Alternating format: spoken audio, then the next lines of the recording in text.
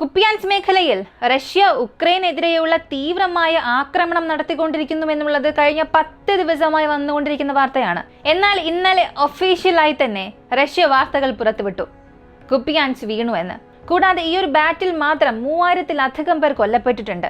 900-ലധികം ഉക്രൈന്റെ സൈനിക ബേസസ് ഈ ഒരു ബാറ്റിലൂടെ നശിപ്പിച്ചുവെന്നും റഷ്യ ഒരു അറിയിപ്പ് പുറത്തുവിട്ടു. മാത്രവുമല്ല, UN സഭയിൽ ഉക്രൈൻ റെപ്രസെന്റേറ്റീവ്സ് ഒരു കാര്യം പറഞ്ഞിട്ടുണ്ട്. ഉക്രൈന് സമാധാനം വേണം എന്നുണ്ടെങ്കിൽ ഞങ്ങളുടെ പ്രദേശം ഞങ്ങൾക്ക് വേണം. ഉക്രൈൻ പ്രദേശം റഷ്യക്ക് നൽകുന്നത് അല്ലെങ്കിൽ മറ്റ് രാജ്യങ്ങൾക്ക് നൽകുന്നതിലൂടെ മാത്രമേ ഞങ്ങൾക്ക് സമാധാനം ലഭിക്കൂ എന്നുണ്ടെങ്കിൽ ആ ഒരു പദ്ധതിക്ക് ഞങ്ങൾ സമ്മതിക്കില്ല. നിങ്ങൾ നിങ്ങളുടെ പ്രദേശം നൽകാൻ തയ്യാറാകുമോ? ഇങ്ങനൊരു ചോദ്യം ചോദിച്ചിട്ടുണ്ട്. ഇതിപ്പോൾ വളരെ ഇൻട്രസ്റ്റിംഗ് ആയി മാറിക്കൊണ്ടിരിക്കുകയാണ്. കുപ്പിയാൻസ് ബാറ്റിൽ ഉക്രൈന് ഡെഡ്ലിയസ്റ്റ് ആയി മാറിക്കൊണ്ടിരിക്കുന്നു. ഓൾമോസ്റ്റ് അവരവിടെ ഒരുപാട് നഷ്ടങ്ങൾ ഏറ്റുവാങ്ങി. എല്ലാം ഈ വീഡിയോയിലൂടെ വിശദമായി അറിയാം.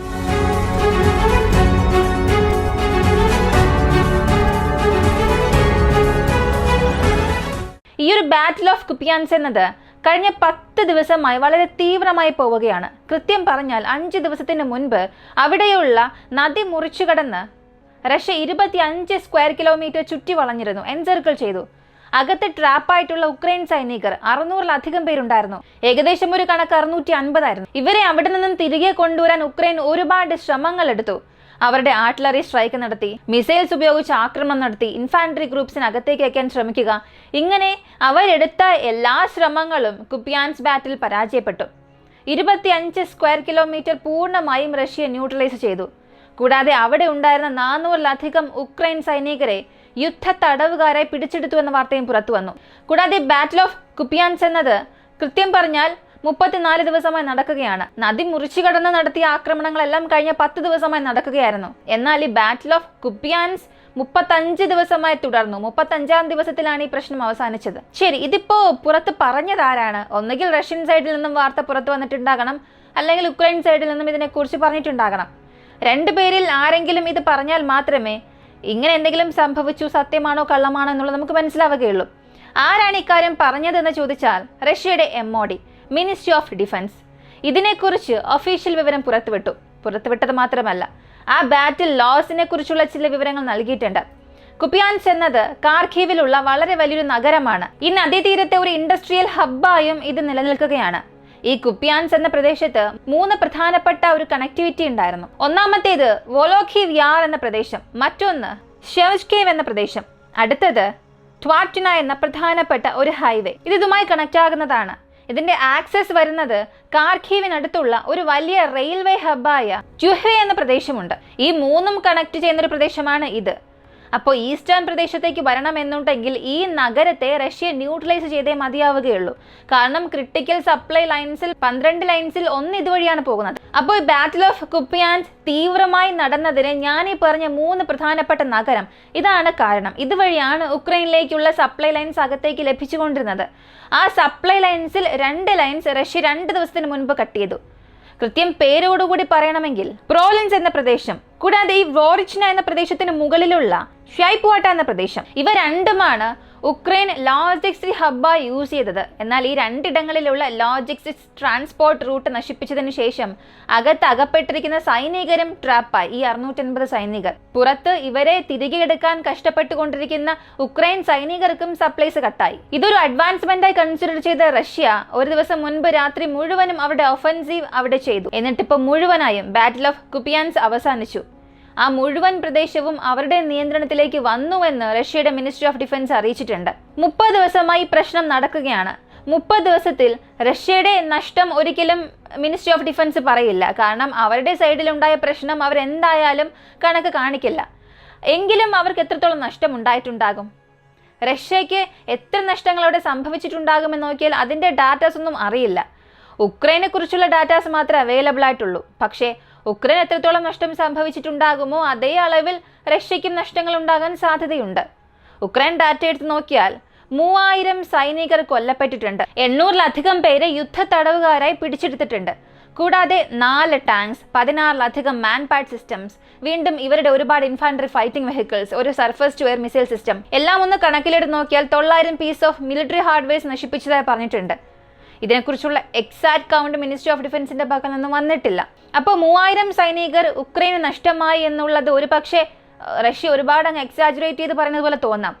ഈ 3000 പേർ മരിച്ചിരിക്കാനുള്ള സാധ്യതകളും ഉണ്ട്. ഒരു പക്ഷേ ശരിക്കും ഉക്രൈൻ അത്രത്തോളം നഷ്ടം വന്നിട്ടുണ്ടെങ്കിൽ അത്രത്തോളം തന്നെ സമാനമായ നഷ്ടം ഈ ഒരു ബാറ്റിൽ റഷ്യയ്ക്കും സംഭവിച്ചിട്ടുണ്ടാകാം. കാരണം റഷ്യ ഈ നദി മുറിച്ചു കടന്ന് മറുവശത്ത് ചെന്ന് യുദ്ധം ചെയ്തതാണ്. ആ നദി മുറിച്ചു കടക്കുമ്പോൾ തന്നെ അവർക്ക് ഒരുപാട് നഷ്ടം സംഭവിച്ചിട്ടുണ്ടാകണം. അതും മറികടന്ന ഒരു ആവശ്യം എത്തിയെന്നുണ്ടെങ്കിൽ ഒരു വലിയ സൈന്യത്തെ അവരയച്ചാൽ മാത്രമേ അത്രത്തോളം സാധിക്കുകയുള്ളൂ. ഇതിൽ വളരെ പ്രധാനപ്പെട്ടൊരു സംഭവം രജിസ്റ്റർ ആയത് റഷ്യയുടെ ഡ്രോൺ ഓപ്പറേറ്റേഴ്സിന്റെ പ്രവർത്തനമാണ്. ഒരു ദിവസം മുൻപ് ഒരു വീഡിയോ വലിയ രീതിയിൽ വൈറലായിരുന്നു. ഒരു പരിക്ക് പറ്റിയ റഷ്യൻ സൈനികൻ അദ്ദേഹം ചെയ്തത് ഉക്രൈൻ സൈനികരിൽ നിന്നും രക്ഷപ്പെടാനായി ഒരു ചെറിയ ഷെഡിനുള്ളിലേക്ക് പോയി ഒളിച്ചിരിക്കുന്നു. തുടർന്ന് അദ്ദേഹം അവിടെ ഇരുന്നുകൊണ്ട് തന്റെ സേനയുമായി കമ്മ്യൂണിക്കേറ്റ് ചെയ്യുന്നു. തൊട്ടടുത്തുള്ള റഷ്യയുടെ FPV ഡ്രോൺ ഓപ്പറേറ്റേഴ്സ് അവരുടെ സഹായം ഈ ഒരു സൈനികന് ലഭിക്കുന്നു. തുടർന്ന് ഈ ഡ്രോൺ അകത്തേക്ക് വരുന്നു. ഡ്രോൺ വന്ന് ഈ 2 സൈനികരെയും അവിടെ നിന്ന് വിരട്ടാൻ ശ്രമിക്കുകയാണ്. പക്ഷേ ഇത് അൺആംഡ് ഡ്രോൺ ആണെന്ന് ഈ ഉക്രൈൻ സൈനികർക്ക് അറിയാം. എങ്കിലും ഇത് കാരണം മറ്റു പ്രശ്നം വരാൻ പാടില്ല എന്നതിന് വേണ്ടി ഈ ഡ്രോണിൽ നിന്നും രക്ഷപ്പെടാനായി, ഈ ഡ്രോൺ കണ്ണുകളിൽ നിന്നും മറയാനായി ആ ഷെഡിനടുത്തേക്ക് ഈ സൈനികർ പോകുന്നു. കാരണം ഈ ഡ്രോണിലൂടെ ലഭിക്കുന്ന ഇൻപുട്ട് വെച്ച് ഇവരെ മറ്റൊരു വശത്തു നിന്നും സൈനികർക്ക് ആക്രമിക്കാൻ സാധിക്കും. ഇങ്ങനെ ഒരു അല്പം ചിന്തിച്ച് ഇവരൊന്ന് ഒളിക്കാൻ അതേ ഷെഡിനടുത്തേക്ക് പോവുകയാണ്. അകത്ത് റഷ്യൻ സൈനികർ ഉണ്ടെന്നുള്ള കാര്യം ഇവർക്ക് അറിയില്ലായിരുന്നു. തുടർന്ന് ഈ ഡ്രോൺ ഇൻപുട്ടിന്റെ സഹായത്തോടുകൂടി ഏത് വ്യക്തിയാണോ അകത്ത് പരിക്കുമായിരുന്നത് ആ വ്യക്തി തന്നെ പുറത്തുണ്ടായിരുന്ന 2 ഉക്രൈൻ സൈനികരെയും കൊല്ലുന്നു. ഇത് പറയാൻ കാരണം ഡ്രോൺ വാർഫെയർ എന്നത് അടുത്ത ഘട്ടത്തിലേക്ക് പോയിട്ടുണ്ട്. റഷ്യ ഉക്രൈൻ യുദ്ധത്തിൽ തുടക്കത്തിൽ നമ്മൾ പറഞ്ഞിരുന്നു, ഡ്രോൺ ടെക്നോളജിയിൽ പ്രധാനമായും FPV ടെക്നോളജിയിൽ റഷ്യയെ ഉക്രൈൻ പരാജയപ്പെടുത്തി. ഉക്രൈൻ ഡ്രോണുകളെല്ലാം വളരെ ഹൈടെക്കായി മാറി, അടുത്ത ഘട്ടത്തിലേക്ക് അവ കടന്നു എന്നൊക്കെ. പക്ഷേ ഇതിപ്പോ നേരെ തലകീഴായി മാറിയിരിക്കുകയാണ്. ഇന്നത്തെ വാർഫെയറിൽ, ഇന്നത്തെ റഷ്യ ഉക്രൈൻ ബാറ്റിൽ നോക്കിയാൽ തുടക്കത്തിൽ ഉക്രൈൻ എത്രത്തോളമാണോ ഡ്രോൺ ഉപയോഗം വർദ്ധിപ്പിച്ചത്, ഡ്രോൺ വാർഫെയറിൽ മുന്നേറിക്കൊണ്ടിരുന്നത്, അതിനേക്കാൾ ഡബിൾ ദി എമൗണ്ട് ആണ് റഷ്യ വളർച്ച നേടിയിട്ടുള്ളത്. AI പവർ ഡ്രോൺസ് ഒക്കെ യൂസ് ചെയ്യുന്നുണ്ട്. ഞാനീ പറഞ്ഞതൊരു സാമ്പിൾ മാത്രമാണ്. ഇതുപോലെ ദിവസവും 100 കണക്കിന് സംഭവങ്ങളാണ് റഷ്യ ഉക്രൈൻ യുദ്ധത്തിൽ സംഭവിക്കുന്നത്. അതും റഷ്യ ചെയ്യുന്ന കാര്യങ്ങൾ. ഉക്രൈൻ ഇതിലും കുറഞ്ഞവരെന്ന് ഒരിക്കലും പറയാൻ കഴിയില്ല. പക്ഷേ ഉക്രൈനെ പരാജയപ്പെടുത്തുന്ന അത്ര ടെക്നോളജിയിൽ വളർച്ച റഷ്യ പ്രാപിച്ചിട്ടുണ്ട്. അവസാനമായി UN സഭയെക്കുറിച്ചുള്ള കാര്യം അറിയാം. UN സഭയിൽ ഉക്രൈൻ റെപ്രസെന്റേറ്റീവ് സംസാരിക്കുമ്പോൾ ഒരു കാര്യം പറഞ്ഞിരുന്നു. ഉക്രൈന് സമാധാന ചർച്ച വീണ്ടും ആരംഭിക്കും, അല്ലെങ്കിൽ ഉക്രൈൻ പീസ് ടോക്സ് വീണ്ടും ആരംഭിക്കുമെന്ന രീതിയിൽ ഒരുപാട് വാർത്തകൾ വരുന്നുണ്ട്. ഞങ്ങൾ എപ്പോഴും സമാധാനത്തിന് ഓപ്പൺ ആണ്. ഞങ്ങൾ സമാധാനം ആഗ്രഹിക്കുന്നുണ്ട്. സമാധാനത്തിന് വേണ്ടി ഞങ്ങളും പോരാടാൻ തയ്യാറാണ്. എന്നാൽ എല്ലാവരും ഒരു കാര്യം മനസ്സിലാക്കുക, ഏതൊരു രാജ്യത്തിന്റെ ജനങ്ങളും സ്വന്തം രാജ്യത്തിലെ പ്രദേശം മറ്റൊരു രാജ്യത്തിന് നൽകാൻ ഒരിക്കലും സമ്മതിക്കില്ല. അതുപോലെയാണ് ഉക്രൈനും. ഞങ്ങളുടെ ഇൻട്രസ്റ്റ്, ഞങ്ങളുടെ നാഷണൽ സേഫ്റ്റി എന്നത് ഞങ്ങളുടെ പ്രദേശത്താണുള്ളത്. അങ്ങനെയുള്ള പ്രദേശങ്ങളെ റഷ്യയ്ക്ക് വിട്ടുകൊടുക്കുന്നതിലൂടെ ഞങ്ങൾക്ക് ഇവിടെ ഏതൊരു ലാഭവും ലഭിക്കാൻ പോകുന്നില്ല. അത് നൽകണമെന്നൊരു തീരുമാനത്തിലും ഞങ്ങൾ എത്തിയിട്ടില്ല. ഇപ്പോൾ ലണ്ടൻ, അമേരിക്ക, ന്യൂയോർക്ക് എവിടെ ആയിക്കോട്ടെ, അവിടെയുള്ള വ്യക്തികൾ സ്വന്തം രാജ്യത്തുള്ള പ്രദേശങ്ങളെ മറ്റൊരു രാജ്യത്തിന് വിട്ടുകൊടുക്കുമോ? അതുപോലെയാണ് ഞങ്ങളുടെ നഗരങ്ങളും ഞങ്ങൾക്ക്. റഷ്യയ്ക്ക് ഈ പ്രദേശങ്ങൾ നൽകിയാൽ മാത്രമേ ഉക്രൈന് സമാധാനം വരൂ എന്നുണ്ടെങ്കിൽ അത് ഞങ്ങൾക്ക് ആവശ്യം ഇല്ല. അവസാനം വരെയും ഞങ്ങൾ യുദ്ധം ചെയ്യുമെന്ന് വളരെ വ്യക്തമായി പറഞ്ഞു. സത്യത്തിൽ ഇവർ പറയുന്നത് ഒരു രീതിയിൽ ശരിയാണ്. എന്നാൽ ഈ പ്രശ്നം ആരംഭിച്ചതിന്റെ പ്രധാനപ്പെട്ട കാരണം എന്താണെന്നുള്ളതും ഇവർ അനലൈസ് ചെയ്തേ മതിയാവുകയുള്ളൂ. ഒരു രാജ്യം ഒരു യുദ്ധത്തിൽ മുന്നിൽ നിൽക്കുകയാണ്, ജയിക്കുകയാണെന്നുണ്ടെങ്കിൽ അവരുടെ കൈകളിലുള്ള പ്രദേശം അത്ര പെട്ടെന്ന് തിരിച്ചു കൊടുക്കില്ല. ഇവിടെ ഒരു പക്ഷെ ചിലർ ഇന്ത്യയെ ഇതുമായി ചൂണ്ടിക്കാണിച്ചൊരു ഉദാഹരണത്തിന് എടുക്കാം. നമ്മൾ ചെയ്തത് തെറ്റ് തന്നെയാണ്. നമ്മൾ കഷ്ടപ്പെട്ട് പിടിച്ചെടുത്ത പ്രദേശങ്ങളെല്ലാം UN സഭയുടെ പ്രഷർ കാരണം തിരിച്ചു കൊടുത്തിട്ട് നമ്മൾ പുറത്തേക്ക് വന്നു. പക്ഷെ ഇപ്പോഴും നമ്മുടെ പ്രദേശം പിടിച്ചു വെച്ചിരിക്കുന്ന ചില രാജ്യങ്ങൾ എത്ര പ്രഷർ നൽകിയിട്ടും തിരികെ നൽകുന്നില്ല. അപ്പോൾ അവർ ചെയ്യുന്നത് തെറ്റല്ല, നമ്മൾ ചെയ്താൽ മാത്രമാണ് അത് തെറ്റ്.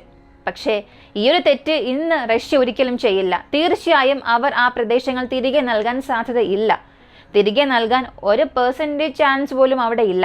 പക്ഷേ ഇവയെല്ലാം ഉക്രൈനെ തടയാനൊരു സമയമുണ്ടായിരുന്നു. 2022 ഫെബ്രുവരി മാസത്തിന് മുൻപ് തന്നെ റഷ്യയുമായി ഒരു സമാധാന ചർച്ച ഉണ്ടായിരുന്നെങ്കിൽ, റഷ്യയുടെ ഇൻട്രസ്റ്റിനെതിരെ ഇവർ പ്രവർത്തിക്കാതിരുന്നു എന്നുണ്ടെങ്കിൽ ഇതിവരെ കൊണ്ട് തടയാൻ കഴിയുമായിരുന്നു.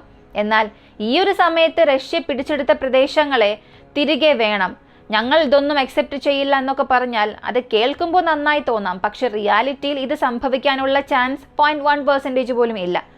പക്ഷേ സെലൻസ്കി, അദ്ദേഹത്തിന് ഉക്രൈനെ നാശമാക്കിയ വ്യക്തി എന്നൊരു പേര് ചരിത്രത്തിൽ തീർച്ചയായും മറഞ്ഞു പോകില്ല.